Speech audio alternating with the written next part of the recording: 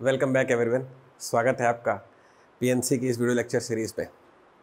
मैं हूँ राकेश तलरेजा और हम लोग डिस्कस कर रहे हैं परमुटेशन के बढ़िया बढ़िया कंसेप्ट पर। अभी इस वाले वीडियो में हम लोग क्या करने वाले, एक और नया कंसेप्ट सीखने वाले हैं। मैं एक जब वीडियोस बनाता हूँ ना, तो उसमें कोशिश करता हूँ कि एक कंसेप्ट के वैरायटी वाले क्वेश्चन सारे कवर करवा दूँ। आप नोटिस कर रहे होंगे, अगर आपने सारे वीडियोस देखे हैं तो आपने इस वाली बात को फील किया होगा कि एक कंसेप्ट एक वीडियो में आता है और पूरा उसको ख़त्म करके जाता हूँ। ठीक है, तो ये वीडियो नंबर 22 होने वाला है। 21 में मैंने एक होमवर्क दिया था आपको। अगर आपने 21 नहीं देखा है तो पहले उसे देखिए। 21 में एक होमवर्क दिया हुआ है मैंने, और इस होमवर्क का सॉल्यूशन जो 21 का जो होमवर्क था वो 22 में बताने वाला हूँ, मतलब इस वाले वीडियो में बताने वाला हूँ। बोर्ड भरा हुआ है, पहले एक बार इसको समझाकर बोर्ड क्लीन कर देता हूँ, फिर लास्ट में वीडियो के एंड में 21 का जो होमवर्क था वो इसमें भी डिस्कस कर लूँगा। ठीक है, वो चेस बोर्ड वाला क्वेश्चन इसमें डिस्कस होगा। आप पेशेंस बना के रखिएगा, वीडियो के एंड में अपन उसको करेंगे। ठीक है, चलिए अब एक बार पहले इत्मीनान से क्वेश्चन सुन लेते हैं, फिर क्वेश्चन के थ्रू आपको मैं कंसेप्ट समझाऊंगा। जैसा कि मैंने इसके पहले आपको कहा था कि दरअसल क्या होता है कि ना, कंसेप्ट पता हो लेकिन उसका एप्लीकेशन ना पता हो तो फिर उसका कोई फ़ायदा नहीं है। लेकिन अगर आपको कंसेप्ट पता हो और एप्लीकेशन आ रहा है तो वो कंसेप्ट आपके काम का है। तो क्वेश्चन के थ्रू उसका एप्लीकेशन आपको समझाऊंगा, जो कि आपको सीखना वो ज़्यादा इंपॉर्टेंट है। चलिए सुनते हैं। लिखा हुआ है, out of 10 professors and 20 students, in how many ways a committee of 2 professor and 3 students can be formed such that. बोल रहा है कि हमारे पास 10 प्रोफेसर हैं और 20 स्टूडेंट हैं। हम लोग को क्या करना है, उन 10 प्रोफेसर और 20 स्टूडेंट से 2 प्रोफेसर और 3 स्टूडेंट की कमेटी बनानी है। ठीक है भाई, मतलब कि अगर आपको कमेटी बनानी है तो क्या करना है भाई, सेलेक्ट करना है। आपको एक कमेटी बनानी है तो आप डिसाइड करोगे ना कि ये आदमी होना चाहिए मेरे साइड में, ये आदमी नहीं होना चाहिए, तो ये आदमी होना चाहिए, ये आदमी नहीं होना चाहिए, को क्या बोलते हैं, सिलेक्शन बोलते हैं। और क्या कहते हैं, तो हम लोग क्या करने वाले हैं, इसमें सिलेक्शन करने वाले हैं, क्योंकि आपको कमेटी बनाने के लिए वो कह रहा है। अब मैं सिलेक्शन करने के लिए 10 प्रोफेसर में मुझे कितने की ज़रूरत है, 2 प्रोफेसर की। 10 प्रोफेसर में मेरे को 2 प्रोफेसर की ज़रूरत है। तो मैं सिलेक्शन करने के लिए मैं 10 में 2 प्रोफेसर का 10C2 लिख देता। अरे बात पकड़ में, 10 प्रोफेसर हैं मेरे पास, 2 प्रोफेसर चाहिए कमेटी बनाने के लिए, तो 10 में 2 प्रोफेसर का सिलेक्शन करना हो तो हम लोग क्या लिखते हैं, 10C2। Got it. 20 स्टूडेंट है मेरे पास, कमेटी बनाने के लिए कितने चाहिए, 3 चाहिए, तो सिलेक्शन करने के लिए हम लोग क्या लिखते हैं, 20C3। सवाल है यहाँ पर प्लस साइन लगाएं या इंटू साइन लगाएं। सर इसके पहले बता चुका हूँ, फिर से सुन लो। इंटू वाले का मतलब होता है एंड, और प्लस वाले का मतलब होता है और, मतलब हिंदी वाला या। अगर आपने प्लस लगाया तो इसका मतलब है या तो आपको प्रोफेसर मिलेगा या तो आपको स्टूडेंट मिलेंगे। कमेटी बन जाएगी क्या, नहीं बन पाएगी ना भाई। आपको स्टूडेंट और प्रोफेसर दोनों चाहिए, मतलब स्टूडेंट एंड प्रोफेसर बोथ, तो इसलिए क्या लगेंगे अपन, इनटू, क्योंकि आपको दोनों चाहिए। ये बोथ वाली बात तो कन्वे करता है, तभी तो कमेटी बन पाएगी ना। बात समझ गए अपन। तो क्या कन्वे कर रहे हैं इसमें, कन्वे ये कर रहे हैं कि मेरे पास जो है 10 प्रोफेसर हैं जिसमें 2 की ज़रूरत है, 20 स्टूडेंट जिसमें 3 की ज़रूरत है, तो उनकी कमेटी बनाने के लिए मैंने लिखा 10C2 इंटू 20C3। इतनी बात समझ आ गई, यहाँ तक आइडिया क्लियर हो गया। अब दूसरी बात सुनो। दूसरी बात यह है कि मैंने ये लिख देता, 10 में 2 प्रोफेसर सेलेक्ट करने के लिए 10C2, 20 में 3 स्टूडेंट सेलेक्ट करने के लिए 20C3, मैं ये लिख देता। लेकिन दरअसल पॉइंट ये है मेरा कि क्वेश्चन की कंडीशन है ना, उसमें कुछ वो मेरे को फॉलो करवानी है। मैंने तो अभी क्वेश्चन की कंडीशन पढ़ी नहीं, अब मैं क्वेश्चन की कंडीशन पढ़ने वाला हूँ। 10 में 2 प्रोफेसर चुनने के लिए और 20 में 3 स्टूडेंट चुनने के लिए 10C2 20C3 लिखते हैं, लेकिन क्वेश्चन की कंडीशन भी तो कुछ होती है जिसको फॉलो करवाना होता है। चलो आपको सिखाता हूँ कैसे होती है। लिखा हुआ है, a particular professor always included, एक पर्टिकुलर प्रोफेसर हमेशा शामिल होना चाहिए। अब ज़रा बात को समझना, a particular professor always included, इसका मतलब ये हुआ कि आपके सामने 10 प्रोफेसर खड़े थे, आपको 2 को चुनना था। आप जैसे ही 10 प्रोफेसर में 2 प्रोफेसर को चुनने वाले थे, एक इंसान आया, एग्जामिनर था, जो कि बोला कि वो वाला जो प्रोफेसर है ना बहुत शानदार पढ़ाता है, उसको ले लेना। तो अब बात को समझो, आप 10 में 2 प्रोफेसर चुनने के लिए 10C2 लिखने वाले थे। बात आ रही है समझ में, 10 में 2 प्रोफेसर चुनने के लिए आप 10C2 लिखने वाले थे, लेकिन उसने ये कहा कि वो प्रोफेसर बहुत अच्छा पढ़ाता है, उसे ले लेना। अब उसने कह दिया ना कि वो प्रोफेसर अच्छा पढ़ाते हैं, उसे ले लेना, तो अब उसने कह दिया कि उस पर्टिकुलर वर्ड का मतलब होता है उसने कह दिया कि उस प्रोफेसर को ले लेना, तो उसे लेना पड़ेगा ना आपको। एग्जामिनर चाह रहा है कि आप उसे इंक्लूड करो, तब वो करना पड़ेगा ना। बात नहीं पकड़ में। तो क्योंकि उसने कह दिया कि वो प्रोफेसर अच्छा पढ़ाते हैं, उसे ले लेना, तो मैंने क्या कहा, सर आप इस तरफ आ जाइए। 10 लोग खड़े थे, एक इस तरफ आ गया, सामने कितने बच्चे होंगे, 9 प्रोफेसर बचे होंगे। आपको 2 प्रोफेसर चुनना था, एक तो आपके पास आके खड़े हैं, कितना और चुनोगे, एक और चुनोगे। तो 10C2 की जगह एक सामने आ गया तो बच्चे होंगे 9। 2 आपको चुनने थे, एक तो ऑलरेडी अपने पास बुला लिए, एक और लेना है ना, तो क्या लिखोगे 9C1। और क्योंकि पहले वाले केस में स्टूडेंट पर कोई कंडीशन नहीं है, इसलिए स्टूडेंट का वो 20C3 मेंटेन रहेगा। तो अगर आपको पहले वाले क्वेश्चन का आंसर जानना होगा ना, फर्स्ट वाले केस का, तो फर्स्ट वाले केस का आंसर हो जाएगा 9C1 इंटू 20C3। आप इसको सॉल्व करोगे तो आपको राइट आंसर मिलेगा। आप सॉल्व करके कमेंट सेक्शन में डालेंगे। पता चला? ये ठीक है। अब बारी आती है केस नंबर 2 की। मान लिया कि केस नंबर ए में जो मैंने डिलीवर किया इतना अच्छे से आपको समझ में ना आया हो, कोई बात नहीं, परेशान मत होना। मैं ना एक कंसेप्ट के लिए एक क्वेश्चन नहीं लेता हूँ, एक कंसेप्ट के लिए बहुत सारे क्वेश्चन लेता हूँ। पेशेंस रखोगे पूरा आ जाएगा, हड़बड़ाओगे कुछ नहीं आएगा। पेशेंस रखो और बने रहो मेरे साथ। ये वाला केस सुनते हैं। कह रहा है कि आपको 10 प्रोफेसर में 2 प्रोफेसर और 20 स्टूडेंट में 3 स्टूडेंट सेलेक्ट करके एक कमेटी बनानी है, जिसमें एक पर्टिकुलर स्टूडेंट हमेशा कभी भी इंक्लूड नहीं होना चाहिए। नेवर इंक्लूडेड लिखा हुआ है। एक पर्टिकुलर स्टूडेंट कभी भी इंक्लूड नहीं होना चाहिए। 10 प्रोफेसर में 2 प्रोफेसर चुनने के लिए मैं लिखता 10C2। 20 स्टूडेंट में 3 स्टूडेंट सेलेक्ट करेंगे, मैं लिखता 20C3। ये मैं लिख देता, लेकिन क्वेश्चन की कंडीशन क्या है कि एक पर्टिकुलर स्टूडेंट कभी नहीं आना चाहिए, वो फॉलो करवाना पड़ेगा। कैसे फॉलो करवाएंगे सर? आपके सामने 20 स्टूडेंट खड़े हैं, सोचो 20 स्टूडेंट खड़े हैं आपके सामने, आपको कितने सेलेक्ट करने हैं? 3। आप लिखते 20C3, लेकिन उसने क्या बोला, एग्जामिनर ने क्या बोला, वो जो पर्टिकुलर स्टूडेंट है ना बहुत बदमाश है, उसको मत लेना। उसने कह दिया कि वो पर्टिकुलर स्टूडेंट बहुत बदमाश है, उसे मत लेना, तो आपको नहीं लेना है ना, यही तो क्वेश्चन की कंडीशन है। तो मैंने कहा बच्चे आपको भी नहीं लेने वाले। तो जैसे ही उसने वाली बात सुनी होगी कि हम उसे नहीं लेने वाले हैं, सोचो क्या हुआ होगा, वो छोड़कर चला गया होगा। 20 स्टूडेंट सामने खड़े थे, 20 स्टूडेंट सामने खड़े थे, एक छोड़कर चला गया, कितने बचे? 19। आपको कमेटी बनाने के लिए जरूरत कितने की है? 3। खड़े कितने लेकिन? 19 में अगर आपको 3 सेलेक्ट करना होगा तो आप क्या लिखोगे? 19C3। देखो इसे आप सॉल्व करेंगे, जो भी आएगा ये इसका आंसर होगा। मैं कैलकुलेशन वाला पार्ट स्किप कर रहा हूँ पर्पसली। मैं कर सकता हूँ वो कैलकुलेशन, लेकिन वीडियो लेंथी हो जाएगा, वो आपको करना है। आप आंसर कमेंट सेक्शन में मेंशन कीजिएगा। ये मैंने क्वेश्चन नंबर 1 के दोनों केस आपको सॉल्व करके बता दिए। देख लीजिए कि कैसे हमेशा एक को इंक्लूड किया जाता है और कैसे किसी को इंक्लूड नहीं किया जाता है। आइडिया मिल गया? अगर किसी बच्चे के दिमाग में आया होगा कि सर आप अभी फैक्टोरियल क्यों नहीं लगा रहे हो, आप समझो कि फैक्टोरियल का मतलब होता है अरेंजमेंट। उसने बोला है क्या कि प्रोफेसर को इस वाली कुर्सी पर और स्टूडेंट को उस वाली दुकान में या फिर उस वाली क्लास में बैठाना? उसने बोला है क्या? तो जब उसने क्लास में भेजने के लिए नहीं कहा, उसने अरेंज करने के लिए नहीं कहा, तो आप क्यों फैक्टोरियल के बारे में सोच रहे हो? उसने कहा बस कमेटी बनाकर दो, बाकी किसको किधर बैठाना वो हम देखेंगे। हमने कमेटी बनाकर दे दी, बैठाने का काम, अरेंज करने का काम एग्जामिनर का। उसने क्वेश्चन में तो लिख कर नहीं दिया, इसलिए हमने भी अरेंज नहीं किया, इसलिए फैक्टोरियल नहीं है उसमें। फैक्टोरियल स्टैंड्स फॉर अरेंजमेंट, इसलिए नहीं है वहाँ पर। बोलो बात समझ गए? यहाँ तक ओके? अपन अब हम लोग चलते हैं क्वेश्चन नंबर 2 पे। क्वेश्चन नंबर 2 सुनते हैं।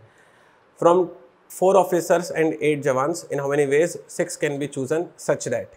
आपके पास 4 ऑफिसर हैं और 8 जवान हैं, जिसमें से आपको 6 को सेलेक्ट करना है। 4 ऑफिसर हैं, 8 जवान हैं, जिसमें से आपको 6 को सेलेक्ट करना है और उसमें कुछ कंडीशंस हैं, वो कंडीशन आपको फॉलो करवानी है। मैं फर्स्ट वाला क्वेश्चन मिटा रहा हूँ, मुझे स्पेस की ज़रूरत है। आई होप कि आपने उसे लिख लिया होगा।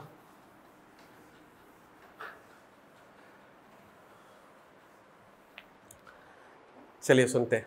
मेरे पास 4 ऑफिसर हैं क्वेश्चन में, 4 ऑफिसर्स हैं मेरे पास और आई हैव 8 जवान्स। मुझे क्या करना है? मुझे 6 मेंबर्स की कमेटी बनानी है। कंडीशन है कि टू इंक्लूड एग्जैक्टली 1 ऑफिसर, एक ऑफिसर होना ही चाहिए। फर्स्ट वाला केस यहाँ पे सॉल्व करके दे रहा हूँ। टू इंक्लूड एग्जैक्टली 1 ऑफिसर, एक ही ऑफिसर होना चाहिए। ऑफिसर कितने हैं? 4।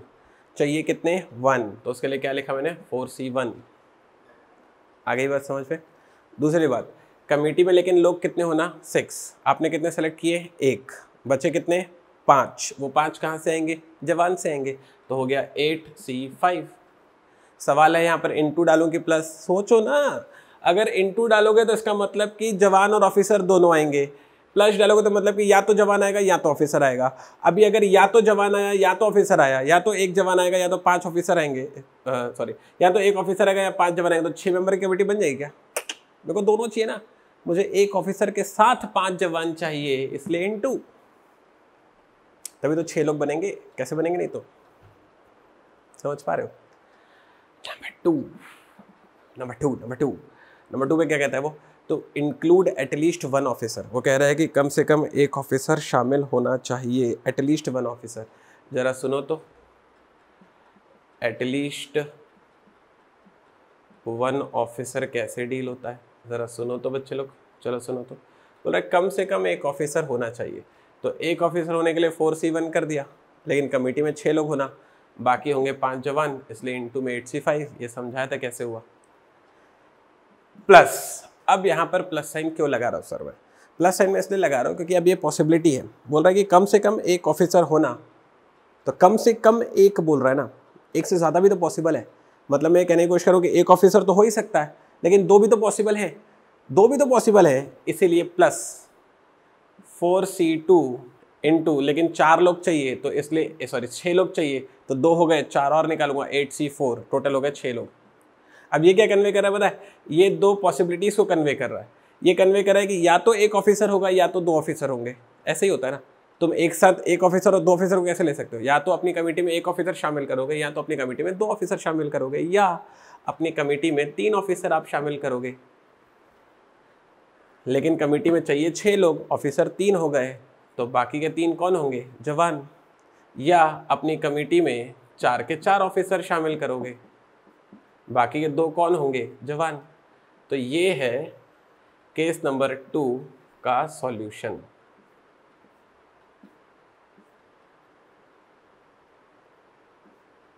आप इसे इत्मीनान से देखेंगे, कोई डाउट हो तो मुझसे कमेंट सेक्शन में पूछेंगे। ये लिखा हुआ है पूरा का पूरा, एटलीस्ट 1 ऑफिसर का ये सॉल्यूशन है। ठीक है, देख लो इसे, इत्मीनान से समझ लो, बढ़िया समय ले लो अपना, परेशान मत हो। अब इसके आगे की बात कर रहे हैं। मेरा पॉइंट ये है कि ये ना जो लाइन लिखी हुई है ये बड़ी सी, ये ना सॉल्व हो सकती है, लेकिन मैं ये कहने की कोशिश कर रहा हूँ कि इसको सॉल्व करना ना बच्चे लेंदी होगा। आ रही बात पकड़ में? और क्योंकि ये सॉल्व करना लेंदी होगा, इसलिए मुझे इसकी बॉटम लाइन चाहिए। ये इतना लंबा मैं कैसे सॉल्व करूँगा पेपर में? कर भी दूँ, इतना टाइम होता है क्या कि एक ही क्वेश्चन बनाना है क्या मेरे को पेपर पे? एप्टीट्यूड हमारे नॉलेज का टेस्ट नहीं है, aptitude is a test of our speed. तो आपको ना एप्टी सॉल्व करना आता है कि नहीं, ये इंपॉर्टेंट नहीं है, आप उसे गिवन टाइम में कर सकते हो कि नहीं, ये इंपॉर्टेंट है। एग्जामिनर को पता है कि आप सही रास्ता चुन लोगे, वो ये देखना चाहता है कि आप वो रास्ता कितनी जल्दी चुनते हो। लेकिन हम लोग तो बैठते हैं एप्टी सॉल्व करने के लिए, और वो देता है पेपर ये देखने के लिए कि आप कितना जल्दी कर सकते हो। मेंटलिटी में फ़र्क आ जाता है, वो चाहता है कि आप जल्दी करो, आप बैठते हो करने के लिए, तो दिन थोड़ी देता है वो आपको करने के लिए, आपको गिवन टाइम में करना है ना। So you need tricks, you need bottom line, got it? तो ये जो तरीका है ना, ये तरीका सही है, लेकिन लेंदी है, पेपर में इतना टाइम नहीं होगा, मुझे बॉटम लाइन चाहिए। तो मैं क्या करने वाला हूँ, अभी क्वेश्चन नंबर 2 की बॉटम लाइन आपको देने वाला हूँ, और क्वेश्चन नंबर 2 के केस बी की ही बॉटम लाइन दूंगा। सर फर्स्ट ही क्यों नहीं दोगे? फर्स्ट वैसे ही छोटा है ना, जब रास्ता लंबा हो तब उसका शॉर्टकट ढूंढा जाता है ना। छोटे रास्ते का शॉर्टकट कोई कैसे ढूंढता है? ये वाला रास्ता लंबा है तो इसका शॉर्टकट ढूंढूंगा ना, ये तो रास्ता ही छोटा था, छोटे रास्ते का और छोटा कैसे निकालोगे? गधे हो क्या? बिल्कुल। चलिए हम लोग केस नंबर बी का बॉटम लाइन सुनने वाले हैं। सुनो जरा, ये एकदम सही है ना, ये सही है, मैं इसका अल्टरनेट बताने वाला हूँ। सुनो जरा, आप ना उस बारे में सोचो पहले ठीक से एक बार, तभी आपको बॉटम लाइन समझ में आएगी। इस बारे में सोचो इसको एक बार, इसमें क्या क्या है पहले ये देख लो। इसमें 4 ऑफिसर में 4 के 4 शामिल हैं, एक पॉसिबिलिटी। इसमें 4 में 3 ऑफिसर शामिल है, दूसरी पॉसिबिलिटी। इसमें 4 में 2 ऑफिसर शामिल है, तीसरी पॉसिबिलिटी। 4 में 1 ऑफिसर शामिल है, चौथी पॉसिबिलिटी। 4 के 4 ऑफिसर हैं, 3 ऑफिसर है, 2 ऑफिसर है, 1 ऑफिसर है। मेरे आंसर में एक ही केस बस नहीं है, कौन सा वाला सर, जिसमें 0 ऑफिसर होते। 4 ऑफिसर ले लिया, 3 ऑफिसर ले लिया, 2 ऑफिसर ले लिया, 1 ऑफिसर ले लिया, आंसर में कौन सा वाला केस बस नहीं लिया, जब 0 ऑफिसर होते हैं वो वाला केस नहीं लिया। 0 ऑफिसर होते होंगे तो 6 लोग की कमेटी बनाने के लिए 6 के 6 जवान होते होंगे, और क्या।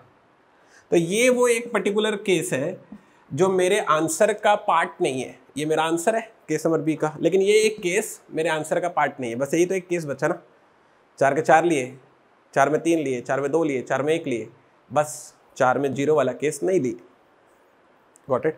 तो ये जो केस मैं नहीं ले रहा हूं, तो व्हाट द आइडिया इज, मैं क्या करूंगा, बजाय इतना सारा सोचने के, टोटल में से वो एक केस जो मुझे नहीं चाहिए होगा उसे माइनस कर दूंगा, तो जो बचेगा वो सारा मुझे चाहिए होगा ना। This is the idea. तो अपन कैसे डील करने वाले भाई, कभी भी आपको एग्जाम में एटलीस्ट 1 वाली बात पूछे तो आपको जितनी पॉसिबिलिटीज होती हैं वो नहीं सोचनी है, आपको टोटल में वो एक केस जो पॉसिबल नहीं है उसे माइनस कर देना है। तो जो बचेगा वो सारा का सारा आपका आंसर का पार्ट होगा। तो आपको दिमाग में क्या रखना है, at least 1 is equal to total minus 0। At least 1 का मतलब होता है टोटल माइनस 0। Got it. 0 क्या है, वो एक पर्टिकुलर केस जो मैं टोटल में से हटा रहा हूँ। जैसे ही उसको हटा दूंगा तो जो बचेगा वो सारा का सारा मेरा आंसर का पार्ट होगा। आइडिया आ रहा है समझ में? ठीक है भाई, अब एक बार अप्लाई करके बताता हूँ और अच्छे समझ में आएगा। जरा समझो बात को। देखो, आपको दिमाग में क्या रखना है, एटलीस्ट 1 इज इक्वल टू होता है total minus 0। This is the concept, this is the bottom line. Got it. इसको अप्लाई कैसे करते हैं ये सिखा देता हूँ। क्वेश्चन के हिसाब से ना बच्चे लोग, नाउन बदलते रह सकता है लेकिन फंडा हमेशा यही रहेगा। नाउन जैसे इसके पहले वाले इस वाले क्वेश्चन पर जो नाउन है वो है एटलीस्ट 1 ऑफिसर। यहाँ पर मतलब मैं ऑफिसर लिखने वाला हूँ, लेकिन नाउन कुछ भी हो सकता है। कहने का मतलब ये है कि वो man, woman, black colour, blue colour, at least 1 के साथ कुछ भी लिख कर दे सकता है, लेकिन वो इंपॉर्टेंट नहीं है। इंपॉर्टेंट है कि आप समझो कि एटलीस्ट 1 का मतलब होता है टोटल माइनस 0। नाउन तो कुछ भी होगा। जैसे यहाँ पर नाउन क्या है सर, यहाँ पर नाउन है ऑफिसर। तो देखो नाउन कैसे यूज होता है वो सीख लो जरा। At least 1 officer, total minus 0 officer. ये समझ गए आप? अभी यहाँ पे मेल होता था, मैं मेल लिख देता तो यहाँ पे मेल चला जाता। क्वेश्चन में अगर यहाँ पे वुमन होता है, वुमन लिख देता, यहाँ पे वुमन चला जाता। बात आ गई समझ में? ज़्यादा कंफर्टेबल। तो at least 1 officer is equal to total minus 0 officer. कैसे डील करोगे सर, आप एक बार सीख लो भाई। टोटल कैसे बनाते हैं अपन? टोटल कितने लोग हैं? 4 ऑफिसर, 8 जवान, 8 और 4 कितने हो गए भाई? 12। ये हो गया 8 और ये हो गया 4, टोटल हो गया 12। ज़रूरत कितने की थी? 6 की, तो 12 C6। ये हो गया total. Minus 0 officer, minus 0 officer. Officer एक भी नहीं चाहिए। कितने ऑफिसर है? 4। एक भी नहीं चाहिए तो हो गया 4C0। लेकिन कमेटी में कितने लोग होना? 6। तो बाकी के 6 लोग कहाँ से आएंगे? जवान से आएंगे। तो देखो, एक वो केस जो इस मेरे आंसर का पार्ट नहीं था उसको टोटल में से माइनस कर रहा हूँ, तो जो इसके माइनस से बचेगा वो सारा का सारा मेरा आंसर का पार्ट होगा। अब मेरा ख्याल है पूरा कनेक्ट हो पा रहा होगा। इसको ऐसे हटा देता हूँ, अब आपको कन्फ्यूजन आएगा। तो समझ गए? अब मैं चाहे इसे सॉल्व करूँ या मैं चाहे इसे सॉल्व करूँ, ये दोनों बक्सों को सॉल्व करने से आपको राइट आंसर हमेशा मिलेगा और दोनों का आंसर सेम होगा। आप दोनों का आंसर निकाल कर चेक करके देखिएगा। लेकिन आप अगर गौर करो तो इसको सॉल्व करना थोड़ा सा लेंदी है और इसको सॉल्व करना थोड़ा सा आसान है। इसमें आपका समय बचेगा। ये है वो बॉटम लाइन जिसके लिए मैं वीडियो रिकॉर्ड कर रहा हूँ, ये आपको बताने के लिए। सीख गए? आ गया concept, at least 1 is equal to total minus 0। Idea accepted है? ठीक है, इसे इत्मीनान से देख लो। इसको आप सॉल्व करके आंसर कमेंट सेक्शन में डालेंगे। आप अगर ना सॉल्व नहीं करोगे ना तो उससे क्या होगा, आपका ना जब पेन नहीं चलेगा तो कॉन्फिडेंस नहीं आता है। आप अगर सोचोगे ना अच्छा सर ने तो कहा है तो हो ही जाता होगा, तो उससे आपको कभी ये फील नहीं आएगा, आपको कभी कॉन्फिडेंस नहीं आएगा कि ये मेरे से बन पाएगा कि नहीं। जब कॉन्फिडेंस होता है ना तब पेपर में क्वेश्चन बनते हैं। एक कोट भी है, कोट ये है कि प्रिपरेशन भले आधी हो पर कॉन्फिडेंस अगर फुल हो ना तो पेपर निकलता है। आप जब पेन चलाएंगे ना मेरे साथ तो कॉन्फिडेंस बिल्डअप होगा। ये आपको फील आएगा कि हाँ यार मैं चीज़ों को सर के साथ सीख रहा हूँ। पेन नहीं चलाओगे, सिर्फ बैठकर लेक्चर सुनोगे तो उससे कोई इंटेलिजेंस इंप्रूव नहीं होता है। Got it? कोई इंटेलिजेंस इंप्रूव नहीं, वो सिर्फ वेस्ट ऑफ टाइम होता है। आ रहे हो पकड़े? तो खुद को धोखे मत रखो। जो सही तरीका है पढ़ाई का वो करो, 10 मिनट भी पढ़ो लेकिन ईमानदारी से। सही तरीका क्या है, ईमानदारी क्या है, पेन कॉपी लेकर बैठिए और मेरे साथ पेन चलाइए। आ रही है पकड़ में? सर मैं अभी ऐसे कर लेता हूँ सर, मैं बाद में पेन चला लूँगा सर। अरे बाद में तो तुम्हारे पास ये सोचने का भी समय नहीं होगा कि ऐसे करना है कि वैसे करना है। पेपर में तो इतना समय नहीं होता है, जो आपकी हैबिट होती है वही हम लोग करके आते हैं। ओके चलिए अब हम लोग चल रहे हैं क्वेश्चन नंबर 3 पर। चलो बच्चे लोग, आई होप कि आपको मज़ा आ रहा होगा, आई होप कि आप कंसेप्ट सीख रहे होंगे। एक भी चीज़ अगर आप सीख रहे हैं ना, मैं समझूंगा कि मेरी मेहनत सफल हो रही है, लेकिन आपको उसके लिए एक्टिव रहना पड़ेगा। ठीक है, मुझे जानने देना कि आपने क्या सीखा। कमेंट सेक्शन में मुझे बिल्कुल बताना, मुझे आपके कमेंट्स का बेसब्री से इंतज़ार रहता है।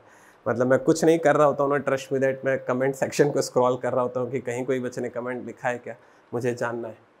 इतना मैं इंटरेस्टेड उन चीज़ों को लेकर। चलिए क्वेश्चन नंबर 3 लिखते हैं। Out of 6 mails and 4 females a committee of 5 is formed in which P is equals to number of such committees which include at least 1 lady, Q is equals to number of such committees which include at least 2 men, find value of P ratio Q। Question आ गया समझ में? ये question लिखा हुआ है। अभी मैं एक बार इस क्वेश्चन को समझा देता हूँ, आप इत्मीनान से क्वेश्चन को समझ लो, फिर वीडियो पॉज करोगे और आप ईमानदारी से सॉल्व करके आंसर कमेंट सेक्शन में डालोगे। मैं सिखा चुका आपको अभी ऑलरेडी इसी वीडियो में। क्वेश्चन सुन लो पहले इत्मीनान से, क्वेश्चन समझा रहा हूँ। हमारे पास 6 मेल्स हैं और 4 फीमेल्स हैं। We have 6 males 4 females. ठीक है, वो क्या कह रहे हैं, आपको 5 मेंबर की कमेटी बनानी है, आपको 5 लोगों की कमेटी बनानी है। ठीक है, 6 मेल है 4 फीमेल है, आपको 5 लोग की कमेटी बनानी है। वो कह रहा है जो पी है वो ऐसी कमिटीज़ की संख्या होगी जिसमें कम से कम एक महिला होती है, एक लेडी होती है, और जो क्यू है वो ऐसी कमिटीज़ की संख्या होगी जिसमें कम से कम 2 मेन होते हैं। लिखा है इंग्लिश में लेकिन मैं बोल तो हिंदी में रहा हूँ ना, आपको आ जाएगा समझ में, इतना से सुनो तो पी ऐसी कमिटीज़ की संख्या जिसमें कम से कम एक लेडी होती है, क्यू ऐसी कमिटीज़ की संख्या जिसमें कम से कम 2 मेन होते हैं। तो आपको क्या करना है, इन दोनों को सेपरेटली सॉल्व करना है। पी को आप अलग सॉल्व करेंगे ये कंडीशन फॉलो करवाते हुए, क्यू को आप अलग सॉल्व करेंगे ये कंडीशन फॉलो करवाते हुए, और फिर उसके बाद दोनों का रेशियो निकालेंगे, पी रेशियो क्यू, दोनों का रेशियो निकालेंगे और मुझे कमेंट सेक्शन में बताएंगे कि आपने क्या निकाला। अभी कीजिए, अभी तुरंत, डू इट नाउ, तुरंत करो। आई होप कि आपने आंसर कमेंट सेक्शन में मेंशन कर दिए होंगे। बहुत सारे बच्चे ना आंसर लगातार मेंशन कर रहे हैं, और इवन मैं ना उनको पर्सनल टेक्स्ट करके भी कहता हूँ कि यार आप अच्छा कर रहे हो और इसी तरह से बने रहो, और मैं कमेंट में बराबर रिप्लाई भी करता हूँ। तो आप आंसर बिल्कुल डालिए उसमें, ठीक है, मैं देख रहा हूँ उसे। 6 मेल्स है 4 फीमेल्स है और 5 की मेरे को कमेटी बनानी है। आगे बात समझ में, 6 मेल्स 4 फीमेल्स 5 की कमेटी बनानी है। पहले पी को सॉल्व कर देता हूँ। पी इज इक्वल टू है committee which include at least 1 lady. चलिए पूरा सॉल्व करके दे रहा हूँ, बने रहना। पी इज इक्वल टू है एटलीस्ट 1। एटलीस्ट 1 क्या होता है, अभी इसी वीडियो में सिखाया था, टोटल माइनस 0 होता है। आगे बात समझ में। अब मैंने कहा था कि नाउन बदलते रह सकता है ना, यहाँ पर नाउन क्या है, लेडी, तो यहाँ पर मैंने लिख दिया लेडी, तो यहाँ 0 में क्या चला जाएगा भाई, लेडी। और क्या, नाउन तो कुछ भी हो सकता है लेकिन जो फंडा है वो तो वही रहेगा ना, at least 1 is equal to total minus 0। ये वीडियो इसीलिए कि आपको ये बॉटम लाइन सिखाई जा सके, नाउन कुछ भी होता रहेगा। टोटल कैसे निकालेंगे सर आप, 6 और 4 टोटल लोग हैं 10, 5 की कमेटी बनानी थी इसलिए लिखा मैंने 10C5। क्या बोलते हो, माइनस मेरे को चाहिए 0 लेडी, एक भी लेडी नहीं होनी चाहिए। अब जरा खुद समझो, 0 लेडी होनी चाहिए, तो 4 फीमेल्स है, आपको एक भी नहीं चाहिए, तो हो जाएगा 4C0। लेकिन कितने मेंबर होने चाहिए कमेटी में, 5, लेकिन उसमें महिला तो 0 बोल रहा है वो, तो जो बाकी के मेंबर होंगे मेल। मेल कितने हैं, 6 में आपको चाहिए 5, तभी तो कमेटी बनेगी ना। देखो ये पॉसिबिलिटी हो गई, ये हो गया केस एटलीस्ट 1 लेडी का। सीखो ज़रा, आया। अब बात करते हैं क्यू के बारे में, ज़रा समझिएगा, इतना से सुनते जाइए। क्यू क्या बोलता है, वो क्यू बोलता है एटलीस्ट 2 मेन, एटलीस्ट 2। अब बात को समझो, आप इतना तो आप खुद भी सोच सकते थे, जब एटलीस्ट 1 का मतलब टोटल माइनस 0 है तो एटलीस्ट 2 का मतलब क्या होता होगा भाई, टोटल माइनस 0 माइनस 1। जब कम से कम एक चाहिए तो वो 0 वाला केस जो नहीं चाहिए होता है, टोटल में हटा देता हूँ, कम से कम 2 चाहिए तो वो केस जिसमें एक भी नहीं होते और कम से कम एक होते हैं उसको हटा देते हैं, तो टोटल में जो बच्चे को आंसर हो जाता है। समझ में आ रहा है? अगर ऐसे ही एटलीस्ट 3 होता तो क्या लिखते सर आप, total minus 0 minus 1 minus 2। At least 4 होता तो total minus 0 minus 1 minus 3 minus 2 minus 3। ठीक, चलिए मेरा ख्याल आप समझ गए होंगे। अब देखो नाउन क्या है, नाउन है मैन, तो ये हो गया एटलीस्ट 2 मैन, तो यहाँ पर हो जाएगा 0 मैन माइनस 1 मैन। अब इसको एक बार अप्लाई करना सिखा रहा हूँ, इत्मीनान से एक बार सीख जाओ ये कैसे होता है। टोटल, टोटल तो बच्चे वही रहेगा 10C5, टोटल तो नहीं बदल सकता, आगे इतना समझ में।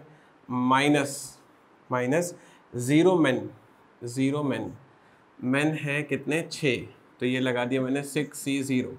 लेकिन कमेटी में कितने लोग होने चाहिए 5, मैन तो नहीं होंगे, तो बची क्या है 4 फीमेल, 4 फीमेल बची हुई है।